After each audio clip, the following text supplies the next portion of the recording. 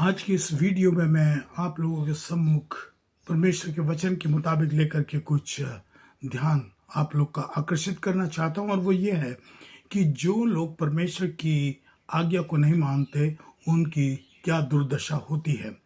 देखिए, परमेश्वर तो दयालु और वो दया करता है और उसकी करुणा हम पर हमेशा है। लेकिन जब वो पाप करता है और उसकी आज्ञा को नहीं मानता परमेश्वर की, तो वो परमेश्वर के जीवन से अलग रहता है और परमेश्वर की उस पर कोई आशीष नहीं रहती, और वो शैतान के नियंत्रण में रहता है, शैतान की गुलामी में रहता है, और वो सत्य को नहीं जानता, क्योंकि वचन कहता है जो सत्य तो को जानोगे सत्य तुम्हें स्वतंत्र करेगा। दूसरी बात यह है कि जो लोग परमेश्वर की आज्ञा को नहीं मानते, परमेश्वर का अनुग्रह उन पर नहीं आएगा, और जब परमेश्वर का अनुग्रह नहीं रहेगा, उसकी आशीष नहीं रहेगी, तो हम क्या जीवन जी रहे हैं? वो बेकार का जीवन है। इसलिए हम लोग सत्य को जानने के लिए परमेश्वर की आज्ञाओं को मानना है, क्योंकि परमेश्वर नहीं चाहता कि हम नाश हों। और तीसरी बात ही वो ये है कि हम लोग अपनी बुराई में, हम अपने घमंड में, अपने पाप में इतने विलीन हो जाते हैं और मस्त रहते हैं कि हम परमेश्वर की आज्ञाओं को भूल जाते हैं और संसारिक अभिलाषों में रहते हैं।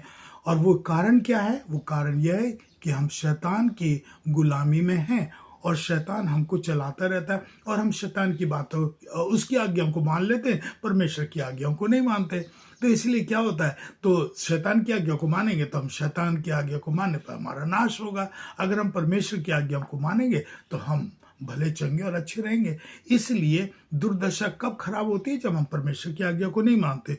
चौथी बात वो ये है कि हम लोग जब परमेश्वर की आज्ञा को नहीं मानते, हम अपने पापों की जिम्मेवारी हमारी है। परमेश्वर हमारे पापों को माफ करेगा, मगर पापों की जिम्मेवारी हमारी होती है। हमें पाप से दूर रहना हमारा कर्तव्य है, हमें परमेश्वर की आज्ञा को मानना, क्योंकि परमेश्वर हमें ऐसी आज्ञा देता है कि हम बुराई से दूर रहें। इसीलिए वचन ये भी कहता है कि मूर्ख ने सोचा और मूर्ख ने कहा कि कोई परमेश्वर नहीं है। लोग तो सोच विचार ये होता है, अरे क्या है ये दुनिया, थोड़े दिन का मेला, खाओ पियो मौज मारो, और किसने देखा है स्वर्ग, क्या है नरक, कोई नहीं जानता है। ये सब शैतान की फुसलाई हुई बातें। प्यारो, उन बातों में मत आइएगा, क्योंकि ये शैतान की फुसलाई हुई बातें। परमेश्वर है, नरक है, और परमेश्वर का जो है जो वो हमें क्षमा करना चाहता है वो हमें करेगा। इसलिए हमें बुराई से रहना है, और उसकी दृष्टि में हमें नेक और पवित्र रहना, तब हम बचे रहेंगे। ठीक है, हम लोग चाहें तो शुद्ध और पवित्र